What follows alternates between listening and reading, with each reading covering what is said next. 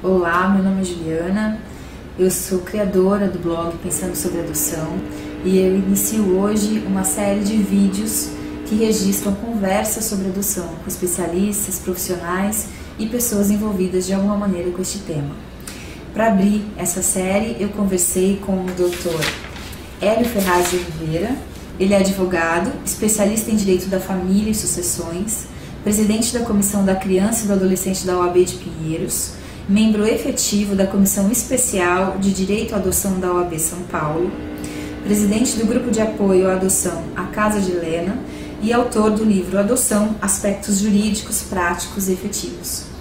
Espero que vocês gostem dessa conversa e segue agora na íntegra para vocês. Doutor Hélio, o senhor diz em seu livro que o processo adotivo é extremamente simples. Sim. O senhor pode falar para a gente um pouco como é esse processo, as etapas que envolvem? Perfeito. O processo adotivo ele é dividido em duas etapas. A primeira etapa ela é o processo habilitatório, que é quando o pretendente ou o casal pretendente passa a ser avaliado pelo Poder Judiciário para que este analise a possibilidade dessa habilitação, né? Analise a condição desse pretendente ou desse casal pretendente e define o pedido para que ele possa se inscrever no Cadastro Nacional de Adoção e possa adotar. E a segunda etapa é justamente a procura pela criança. Nessa primeira etapa, o pretendente ou o casal pretendente é entrevistado tanto pela psicóloga quanto pela assistente social e essas técnicas emitirão um parecer dizendo que, do ponto de vista psicossocial, existe a capacidade para o pleito adotivo ou existe uma incapacidade temporária ou permanente para a adoção. Após essa entrevista psicossocial e esse relatório, o processo segue para o Ministério Público e depois vai para o juiz, que vai habilitar o casal ou não habilitar. Em não habilitando, ele vai decidir se é uma questão temporária, sugerindo uma reflexão do casal ou do pretendente, ou se é uma incapacidade definitiva, impedindo o pleito adotivo. Essa é a primeira etapa. Após a concretização dessa primeira etapa, inicia-se o processo como a busca pela criança pretendida. Tá? Quando nós falamos nessa segunda etapa, eu gosto de deixar claro que quando a gente fala que é um processo simples, porém demorado. Tudo vai depender do perfil da criança procurada. Né? Hoje no Brasil nós temos mais crianças disponíveis à adoção do que pretendentes ao pleito adotivo. A grande dificuldade que nós temos, no entanto, é que esses pretendentes à adoção buscam um perfil de criança que não é o perfil das crianças acolhidas institucionalmente. Então buscam bebês recém-nascidos, geralmente meninas brancas, sem nenhum tipo de vinculação com irmãos e sem problemas de saúde. Quando a gente sabe que, na verdade, dentro do acolhimento institucional, sua grande maioria é composta por crianças negras e pardas e com vinculação com irmãos, né? E maiores um pouco, a partir dos seus 5, 6 anos de idade. Então, quando nós falamos dessa segunda etapa, é importante a reflexão do pretendente à adoção sobre realmente o que efetivamente concretizaria o desejo da adoção. Se é realmente necessário que seja um bebê, se é realmente necessário que seja uma criança sem irmãos, porque conforme essas escolhas vai aumentando o tempo de permanência. Né? Mas o processo em si, seguindo pelo cadastro de adoção, ele não exige a presença do advogado e é um processo extremamente simples. Né? São algumas poucas etapas para a concretização. Não exige a presença de um advogado, porém é possível tê-la. Sim, é possível. Se o casal, enfim, uma pessoa solteira, está com o advogado o ajudando nesse processo, o senhor acha que isso pode facilitar o processo, fazer com que eles andem mais rápido ou não? A função do advogado no processo habilitatório, naquela primeira etapa, ela visa sempre buscar um pulso processual mais rápido. Então, a partir do momento, por exemplo, que se dá a entrada sem a presença do advogado, se dá a entrada e o processo segue para avaliação psicossocial, obtenção de certidões e por aí vai. A partir do momento que você vai com o advogado já providencia certidões, já busca imprimir uma maior celeridade para que o processo siga para o juiz para determinar a avaliação psicossocial.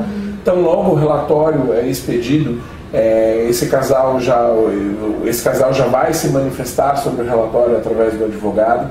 Então, imprime uma maior agilidade, tá? Mas a figura dele não é necessária, é uma opção do pretendente à adoção. Tá.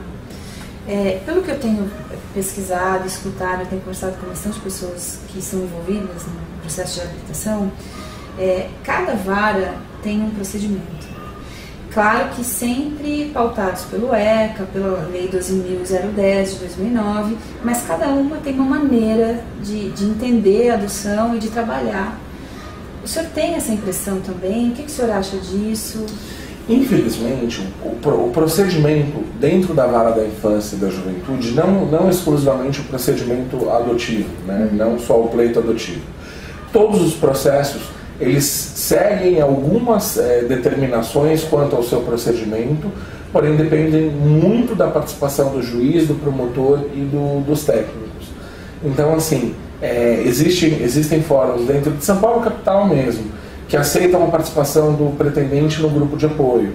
Existem fóruns que, infelizmente, ainda não aceitam essa participação como sendo curso obrigatório imposto pela Lei 12.010. Então, assim, infelizmente, falta uma regulamentação mais rígida, né? Eu acredito que o processo ele sempre tem que ser pautado pelo princípio do melhor interesse do menor. E dentro do princípio do melhor interesse do menor, o tempo dessa criança para desacolhimento é ontem. Então, assim, em se definindo pelo caminho da adoção, quanto mais pretendentes efetivamente avaliados e habilitados dentro do perfil dessa criança, é uma melhor situação. Infelizmente, por essa ausência rígida de um procedimento específico, existe realmente esse diferencial de vara para vara, de fórum para fórum. O que a gente também não pode esquecer é que a vara da infância e da juventude hoje ela é sobrecarregada. Ela trabalha com o processo da criança em risco pessoal, em risco de violência, criança exposta a drogas, a violência sexual, violência, assédio moral e por aí vai. E ela também trabalha com a criança acolhida institucionalmente, que se encontra aguardando por uma família e trabalha com pretendente à adoção.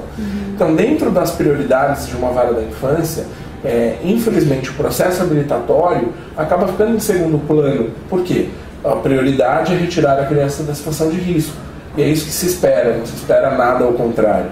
O problema é, a partir do momento que você não tem uma vara especializada nesse processo adotivo, que é hoje uma das nossas grandes batalhas, infelizmente o processo de habilitação para adoção e o processo adotivo acabam sempre ficando em segundo plano. E o senhor acha que é possível ter essa vara especializada no processo de habilitação? Sim, é possível. Estamos em tratativas. Em maio do ano passado nós tivemos uma palestra na seccional da Ordem dos Advogados, em que o corregedor comunicou que era um dos procedimentos que se esperava conquistar nos próximos meses, anos. Então nós estamos batalhando para que isso aconteça, porque aí sim, efetivamente, a prioridade daqueles técnicos será a habilitação dos pretendentes e o encaminhamento de uma forma mais transparente, mais rápida, mais célere, para que a criança seja desacolhida. Porque, infelizmente, dentro de todas as urgências de uma vara da infância, a criança institucionalizada, ela não corre um risco pessoal, não tem um risco específico próximo à sua integridade física e tudo mais. Então, ela também acaba deixando de ser a prioridade, né? Então, infelizmente, essa criança acolhida também está sendo desrespeitada em relação ao seu tempo de acolhimento. Né? Então, é extremamente benéfico e necessário que se siga por essa próxima etapa. Né? Até porque, pensando na cidade de São Paulo, pela sua própria dimensão, pela sua própria alteração de realidades, a gente trabalha com situações muito distintas. Então, por exemplo, na região de Pinheiros nós temos muito pretendentes e não temos tantas crianças. No centro, hoje, pouquíssimas crianças nascem no centro. E efetivamente, a primeira possibilidade de adoção acaba sendo na própria região. Então, se você se habilita, e se você reside, por exemplo, na região central de São Paulo, em que nascem poucas crianças, porém existem muitos pretendentes, você acaba tendo uma chance menor de uma adoção mais rápida do que efetivamente se você morar em São Miguel Paulista, onde a situação se inverte, no Fórum do Jabaquara, em que a situação se inverte, porque nascem muitas crianças em situação de risco e se tem menos pretendentes. Então a gente tem também essa questão da realidade e de injustiça, vamos dizer dessa forma, por conta de bairros. Né? E eu não posso, por exemplo, escolher em qual vara eu vou na entrada, né? Não, o critério é territorial. Então, se você reside na região central, você vai se habilitar pelo Fórum Central. Se você reside na região da Vila Madalena, Fórum de Pinheiros, e por aí vai. Né? O critério é o fórum mais próximo da residência. Então, assim, existe um cadastro nacional, mas a probabilidade de que a criança que eu vá adotar venha da região que eu estou, ela é maior. Como que funciona? Hoje nós temos o cadastro da vara, nós temos um cadastro local, que é um cadastro da cidade e do estado, e nós temos o cadastro nacional. A ordem de preferência na localização dessa criança é sempre busca no cadastro do próprio fórum, encontrou, existe a possibilidade, perfeito, se encerra ali a busca. Inicia-se, depois segue-se para o cadastro local, que é o da cidade e do estado, e posteriormente ao cadastro nacional. Se nós formos pensar enquanto pretendentes, é simples, porque não tem no local, vai para o estadual, não tem no estadual, vai para o nacional. Mas quando nós pensamos na situação da criança, ela, principalmente as crianças que têm um perfil de procura maior, ou seja, o bebê recém-nascido, a criança até 3 anos de idade, ela sempre vai ser absorvida, se não pelo cadastro da própria vara, pelo cadastro local. Ela dificilmente vai até o cadastro nacional. As crianças que hoje nós temos cadastradas no cadastro nacional, isso é uma estatística que a gente consegue acessar pelo próprio site do Conselho Nacional de Justiça, as crianças com menos de 3 anos de idade disponíveis estão sempre vinculadas a um grupo de irmãos, muitas vezes com adolescentes. Então daí se olha e fala, olha, existe no cadastro nacional, mas sempre vinculada a irmãos.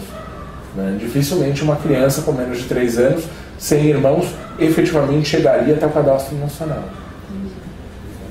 Voltando um pouco na questão das várias atividades dedicadas à vara da infância, no seu livro, o senhor coloca uma frase que é assim, que é um conselho, na realidade, que é sempre importante que se tenha paciência, que se converse e que exponha suas dúvidas aos técnicos judiciários e, se necessário, ao promotor e ao juiz. E aí, assim, pela minha experiência, né, e também de pessoas próximas que eu conheço, de grupos de apoio que eu já participei, esse diálogo nem sempre é possível. Né? Quando a gente chega numa vara para pedir informação do nosso processo, na realidade não tem uma boa recepção. Os funcionários sempre estão, a equipe técnica ou a equipe do cartório, sempre estão muito ocupados, sempre se mostram inacessíveis, e algumas vezes são mal educados. Né? Então, assim, esse acesso me parece que não necessariamente é possível. Né? E o que eu já escutei muito quando eu fui lá tentar ter informações sobre o meu processo são frases assim, de que a prioridade é a criança em situação de vulnerabilidade. E que só na ausência de casos assim é que eles olham para processos de adoção. Eu acho que isso tem um pouco a ver com o que você falou, de que tem várias atividades e que a adoção está lá, né, não na prioridade. Mas é possível fazer alguma coisa frente a esses atendimentos que a gente recebe? E a gente entenda que dentro de uma cadeia de processos onde se busca a proteção da criança, a habilitação de pretendentes à adoção é uma prioridade. Tá? Então é importante que o magistrado, os técnicos, os operadores da vara da infância tenham esse conhecimento e esse entendimento. A partir do momento que é uma das prioridades, porque dentro do processo de proteção a essa criança, quando a destituição do poder familiar é o caminho, a única forma de você devolver uma família para essa criança é através da adoção. A partir do momento que se analisou a família núcleo, né, pai, mãe, e se constatou que não há condição, a família extensa, tios, vizinhos próximos, etc., se constatou que não são uma opção, o único caminho para que essa criança saia de dentro de um acolhimento institucional é efetivamente a adoção. A porta do acolhimento institucional ela é muito grande para a entrada e muito pequena para a saída da criança acolhida. Então, assim, hoje a Lei 12.010, ela trouxe grandes avanços para evitar esse acolhimento institucional de forma prolongada. Então, se determinou um período máximo de 2 anos para que se decida a situação dessa criança, seja para o desacolhimento em favor da família, seja para destituição do poder familiar e seguir com a busca de uma família adotiva. A partir do momento que se decide essa situação num prazo curto, efetivamente essa criança permanecerá menos tempo no acolhimento e estará muitas vezes dentro de um perfil. O perfil da adoção também mudou. Nós seguíamos até a década de 70, início dos anos 80, com uma cultura de que a adoção era um segredo a ser revelado no túmulo.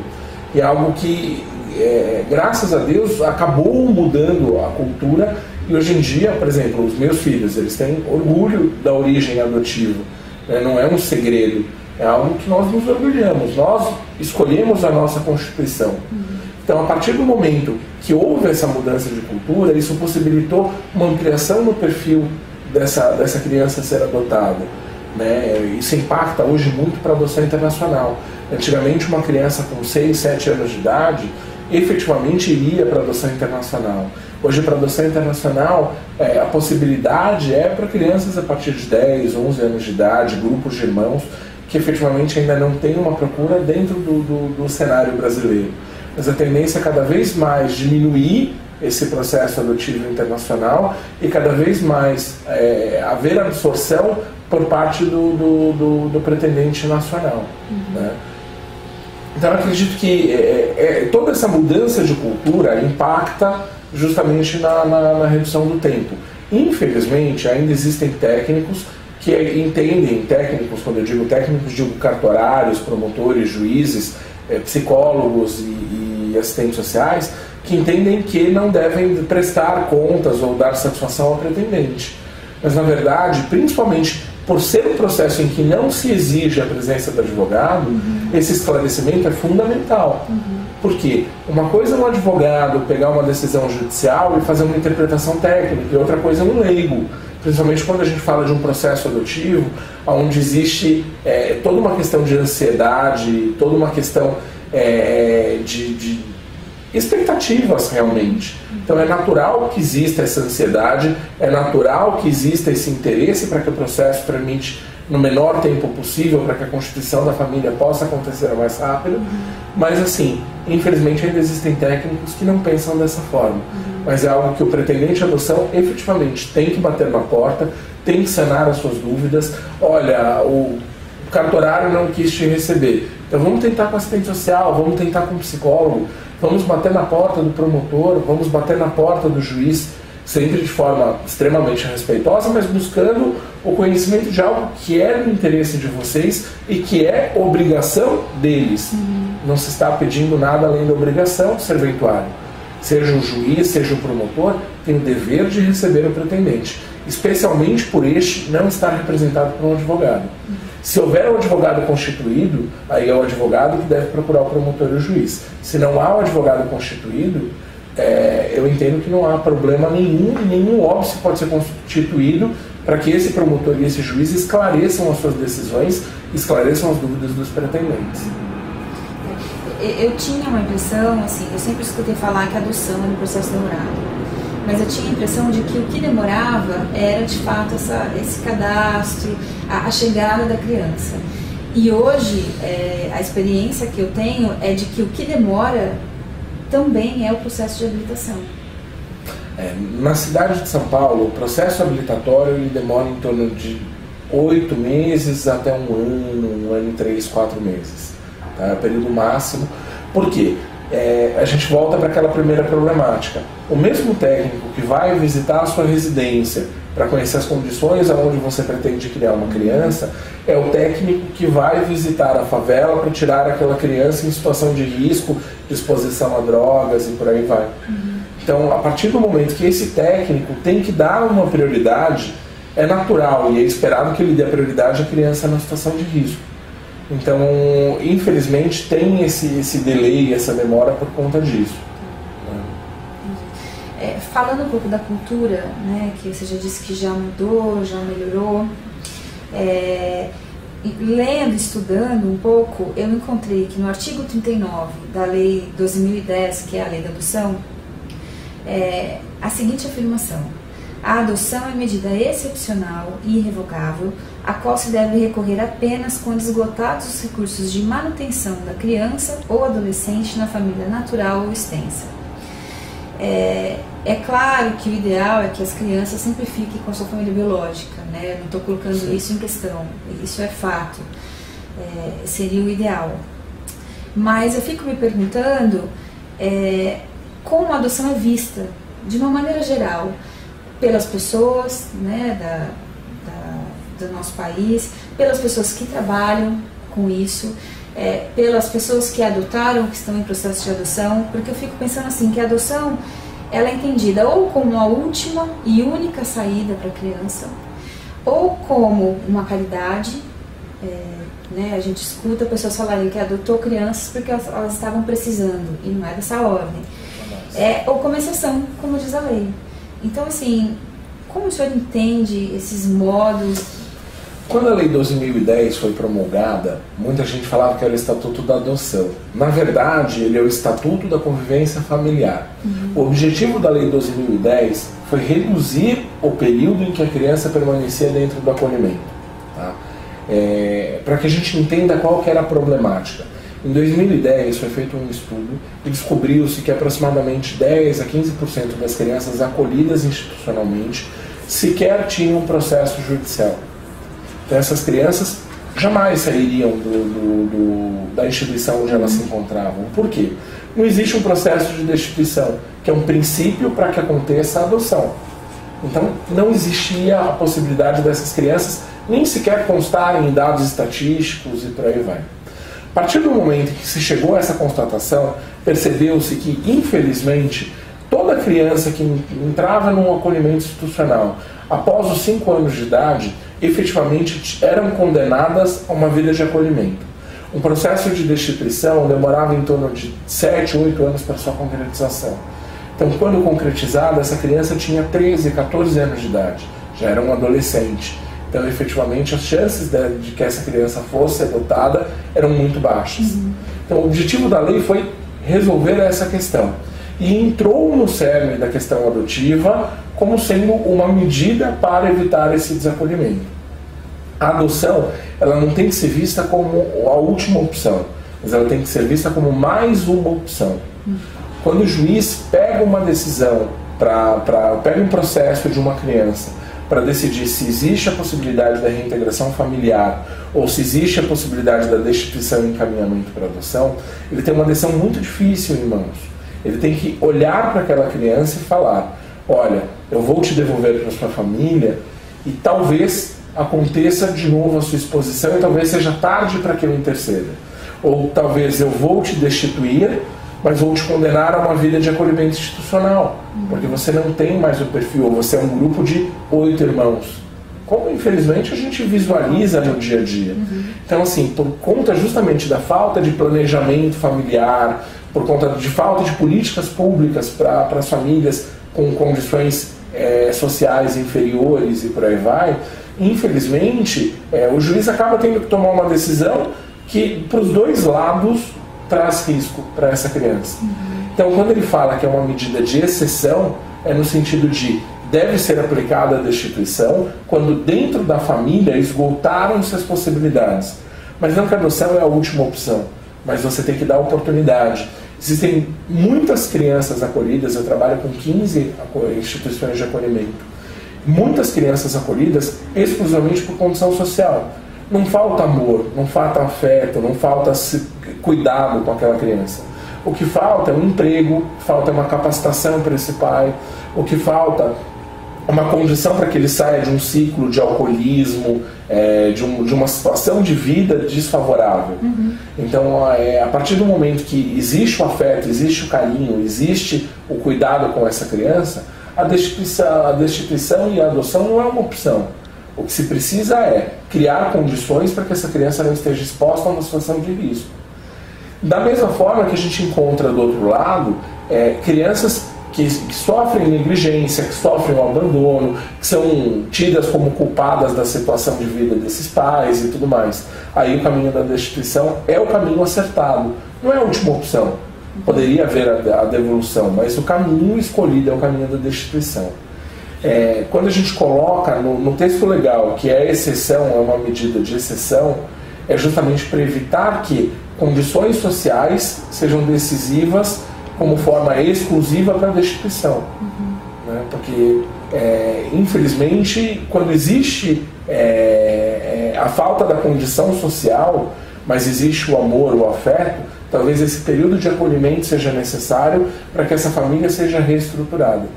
Então é uma frente que, assim, eu trabalhei alguns anos à frente de grupo de apoio à adoção e nós conseguimos avançar muito com pretendentes à adoção, trabalhando pela reestruturação de famílias que o amor existia, o que faltava era a condição social. Então, pretendentes à adoção dando emprego para pais que estão perdendo o poder familiar por uma questão social. Então, existe essa outra corrente, existe uma possibilidade que vai diminuir o período do acolhimento e que deve ser levado em consideração. Eu tenho a impressão de que, e eu não sei se é falso ou não, porque enfim, eu não tenho conhecimento pleno no ECA, na lei 2010, mas eu tenho a impressão de que parâmetros existem, leis existem, né, que a grande problemática é a aplicabilidade dessas leis. Né, porque, por exemplo, eu sei que a cada 6 meses todo juiz tem que reavaliar cada caso que está em seu poder. Eu também li que o prazo máximo que uma criança ou um adolescente pode ficar em situação de acolhimento é de 2 anos. Mas me parece que isso não é tão realidade. Na verdade, essa parte do período máximo de acolhimento é o período máximo de acolhimento sem a decisão de destituição ou encaminhamento ou retorno à família biológica. Tá? Então, assim, dentro desse prazo de 2 anos, o juiz tem que decidir para qual caminho ele vai seguir. Então, olha, eu vou destituir essa família ou vou reintegrar essa família. E daí, daí a gente passa para uma segunda etapa em que decidir pela reestruturação da família. A família ama essa criança, tem o carinho necessário, mas precisa dessa reestruturação. Se essa reestruturação vai demorar 3 anos, 4 anos, aí, desde que decidido pelo caminho da reintegração familiar, é perfeitamente plausível que essa criança permaneça. Da mesma forma, quando se segue pelo caminho da destituição, principalmente quando a gente fala do adolescente, da criança mais velha, efetivamente não dá para a gente estabelecer que em 2 anos ela vai sair do acolhimento. O que existe é um grande movimento que surgiu no sul do Brasil e que tem se difundido, em que advogados têm entrado com ações indenizatórias contra o Estado pela sua inércia. Então, olha, o processo dessa criança demorou 15 anos para ser concretizado e ela fez 18 anos e continuou sem uma família. Existe uma clara culpa do Estado. Então vamos buscar uma indenização para esse adolescente que ele possa, inclusive, usar como o início de uma vida. Né? Porque o grande problema, acho que a maior problemática que nós temos em cima dessa política hoje é esse adolescente completa 18 anos e ele sai de um acolhimento institucional em que ele era protegido por uma instituição e vai para um regime de abrigo. Né? Ele vai para uma república ou albergue. Então, assim, ele é exposto ao mundo de uma forma muito cruel, sem muitas vezes estar preparado. Então, assim, há necessidade de capacitação profissional desse adolescente, há necessidade de construção de mais repúblicas, porque ainda se fosse o caminho da república, seria uma diretriz inicial, uma república dos 18 aos 21, dos 18 aos 24. O problema muitas vezes, ele é colocado em albergue, com moradores de rua, expostos às drogas, expostos a toda a violência urbana, né, que nós conhecemos. Então, efetivamente, esse adolescente é entregue à marginalidade. Então, há necessidade de uma construção de uma política melhor em relação a isso. Mas, com relação à normatização, existem normas, existem leis, mas dentro da área da infância, a gente tem no artigo 227 da Constituição Federal, um princípio que diz que é a primazia do melhor interesse do menor.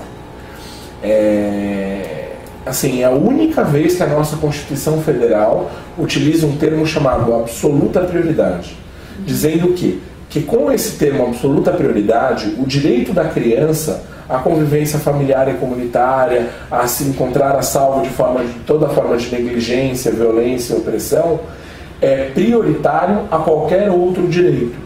Então, muitas vezes, o juiz de infância, ainda que sem previsão legal, tem o poder de justificar, pelo melhor interesse do menor, tomar a decisão que ele entender melhor para aquela criança.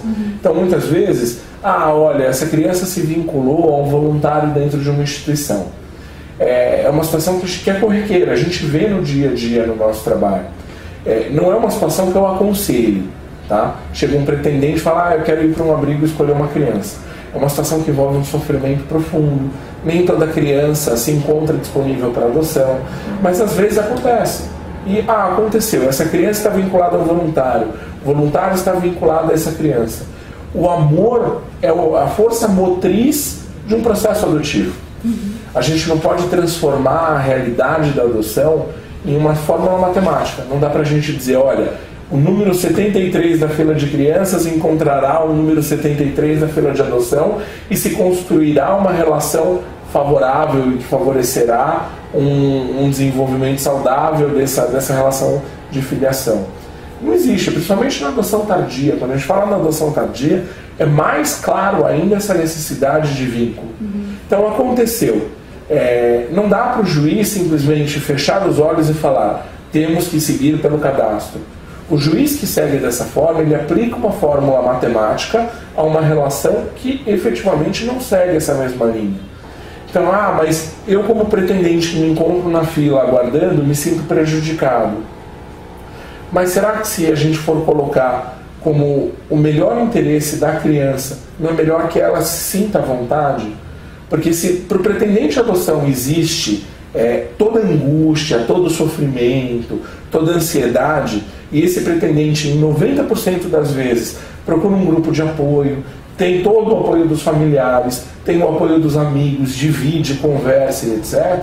Do outro lado, a gente tem uma criança que está dentro de um acolhimento institucional, que ela não quis estar ali, ela não pediu para se encontrar naquela situação, ela percebe que de tempos em tempos aparece uma família e leva alguma criança dali de dentro, e ela nunca mais vê essa criança, não sabe o que está acontecendo, e ela também tem angústia, tem o medo, tem a ansiedade, né? Então, trabalhar com essa inversão de ponto de vista justifica plenamente. E assim, desde 1988, com a promulgação da nossa nova Constituição e do próprio Estatuto da Criança e do Adolescente, um pouquinho para frente, a gente deixou de procurar filhos para pais. Nós passamos a procurar pais para filhos. Então, o foco da legislação é o interesse da criança. E a partir do momento que eu falo que é o interesse da criança, a existência de um vínculo anterior prioriza para que essa criança siga dentro dessa justificativa do seu melhor interesse para esse pretendente. Então, assim, não deve ser uma burla, não indico que se procure, porque 80% das crianças acolhidas não estão efetivamente disponíveis para adoção, mas há que se verificar que existe essa possibilidade. Infelizmente, nós ainda temos muitos técnicos, muitos promotores, muitos juízes que buscam a aplicação de uma norma matemática como critério único e exclusivo para a formação dessas famílias, o que é o maior prejuízo para a criança como um todo. Pegando um gancho desse vínculo, né, que o senhor está falando, é uma questão que também está no seu livro, né? Da possibilidade da construção de vínculo a partir de um contato prévio, mas também o quanto esses pretendentes são afastados ou são indicados a se afastarem dos abrigos. É possível, o senhor acha que é possível esses abrigos, esses aparelhos de acolhimento estarem abertos de alguma maneira? Como que quem está de fora e não tem, a princípio, nada a ver com essa realidade, consegue saber dessa realidade, consegue de alguma maneira ajudar, né, principalmente esses adolescentes, que é isso mesmo, com 18 anos, tchau. Né, eles passam a vida, moram e de repente perdem todo esse laço. Como quem está de fora consegue? É possível? Vamos lá. Em relação ao pretendente à adoção, eu não aconselho que antes da concretização desse processo se busque o acolhimento. Mas toda instituição de acolhimento institucional obrigatoriamente é aberta à sociedade. A criança, pelo próprio artigo 227 da Constituição, ela tem o direito à convivência familiar e comunitária. Por mais que a convivência familiar esteja tolhida por uma decisão judicial que busca a proteção dessa criança, não se pode proibir que essa criança tenha acesso ao convívio comunitário. A gente não pode admitir que o acolhimento institucional se transforme em uma relação de presídio, que essa criança esteja afastada da sociedade, afastada do convívio com outras pessoas. Não existe acolhimento em solitária, pelo amor de Deus. É um prejuízo muito grande para essa criança. Então, a instituição obrigatoriamente está aberta à sociedade, dentro dos seus critérios. Então, olha, conheço instituições que por determinação judicial não abrem o berçário. O berçário permanece restrito. Então, você até pode passar, você vê as crianças pelo vidro, mas pela própria proteção da criança em relação à questão imunológica e tudo mais, essa criança não está acessível a esses visitantes. Tem aparelhos de acolhimento que colocam todos os finais de semana como abertos às visitas. Tem aparelhos de acolhimento que colocam uma vez por mês. Então, depende da instituição. Isso é de instituição para instituição. Basta que se procure a instituição, defronte esse interesse de auxílio e que se converse. O que eu não aconselho, e volto a reprisar, é que busque desta forma para a construção de um vínculo. Né? Por quê? Muitas vezes esse vínculo acontece durante o trabalho voluntário. Mas, se eu já tenho a pretensão de adoção e me vinculei a uma instituição depois, dificilmente o juiz vai olhar isso com bons olhos. Né? O meu caso, por exemplo, os meus filhos eu adotei baseado na existência de um vínculo construído quando do acolhimento institucional deles. Eu já era advogado da instituição há 10 anos quando as crianças foram acolhidas. Então, assim, claramente eu não estava ali para adotar. Aconteceu, e em cima desse vínculo construído, aconteceu a adoção. Então, assim, os juízes são muito criteriosos nesse ponto. Eu me habilitei para adoção em 2012. Está demorando, eu fui para um abrigo, conheci uma criança em 2014, eu pedi a adoção dela. Olha, você não devia estar lá na instituição. Por quê? Porque você está passando por um processo. E é invariável. Em qualquer instituição que o pretendente entrar, ele vai se vincular com alguma criança. E essa criança vai ter empatia para esse pretendente. E isso talvez crie uma situação de sofrimento extrema. Né? Então não aconselho. No seu livro, você faz referência ao magistrado da infância da comarca de Jaboticabal, pelo trabalho que eles realizaram. Doutor Alexandre. Você pode contar um pouquinho como é esse trabalho, o que fez dele um caso de sucesso? Legal. Doutor Alexandre, ele é pai por adoção. Ele e a esposa dele são extremamente vocacionados à questão da infância. Ele atua não só como juiz de vara de infância, por ser uma comarca menor, ele atua também como juiz eleitoral, juiz criminal, diretor do fórum e juiz da vara da infância. Ele acumula muitas funções. Ele se tornou um grande amigo, né? Ele é uma pessoa extremamente vocacionada, uma pessoa que trabalha muito pela causa da infância. E dentro da comarca de Jaboticabal e adjacências, ele conseguiu construir uma rede de proteção da criança, que é o que o Estatuto da Criança fala por diversas vezes, mas que poucas vezes a gente consegue ver aplicado. Então, o que acontece? Dentro da sua atuação dentro da área da infância, ele consegue trazer àquela criança acolhida uma situação de menor vulnerabilidade social, e muitas vezes, quando ele percebe que é uma questão social que impede que esses pais tenham essas crianças de volta, ele aciona a própria rede e fala: olha, a questão é uma casa, eles precisam de uma casa, vamos batalhar essa casa para eles? E toda a rede se movimenta em relação a isso. As crianças possuem plano de saúde particular enquanto no período de acolhimento, mais uma parceria que foi firmada. Muitas vezes, isso agora até trazendo para outros juízes, porque tem se percebido cada vez mais essa condição, Quando a gente fala na situação penal, o juiz ele tem a possibilidade de possibilitar uma medida chamada transação, como se fosse um acordo dentro da área criminal em crimes de menor potencial ofensivo. Então ele propõe que, olha, então auxilia aquela família a se reconstruir.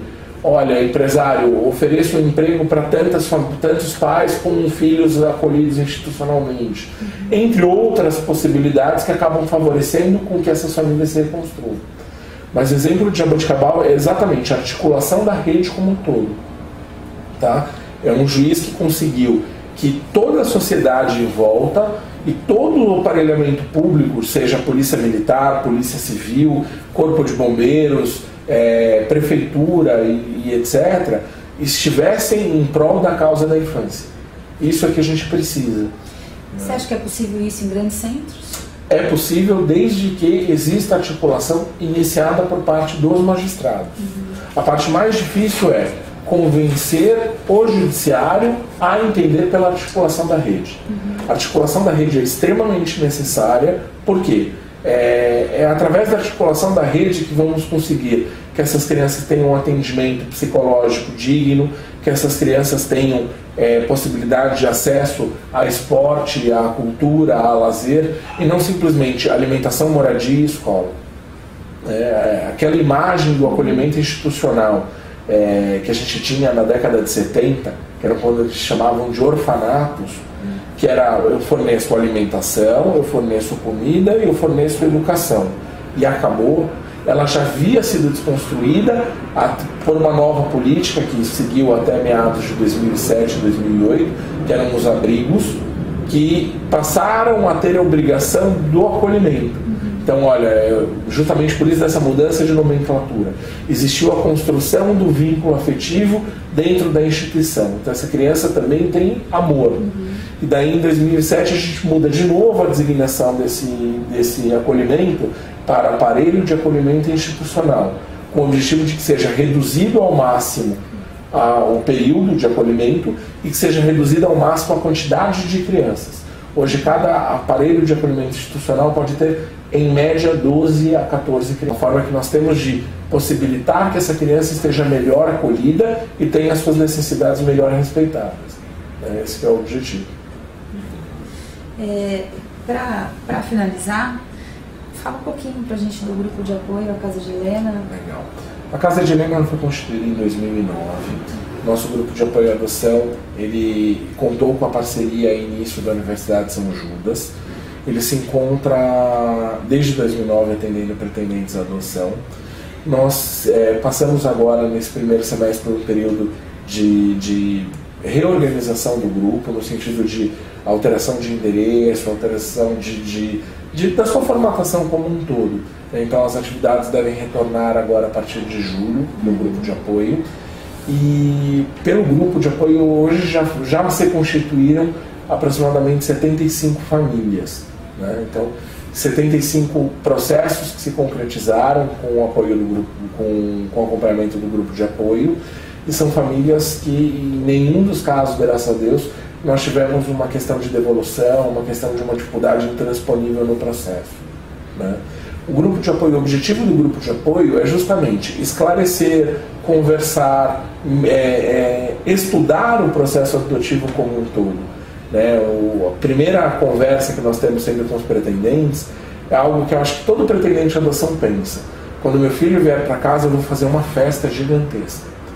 Essa festa é uma tragédia para essa criança, porque essa criança está saindo de um lugar que é a família dela para um lugar que ela não conhece, e ela vai chegar e, ao invés de ela encontrar um ambiente acolhedor com 4 ou 5 pessoas, os pretendentes, os seus familiares mais próximos, ela vai encontrar uma festa com 300 pessoas que ela não conhece ninguém e que ela é o centro de todas as atenções, e para ela aquilo vai ser traumatizante.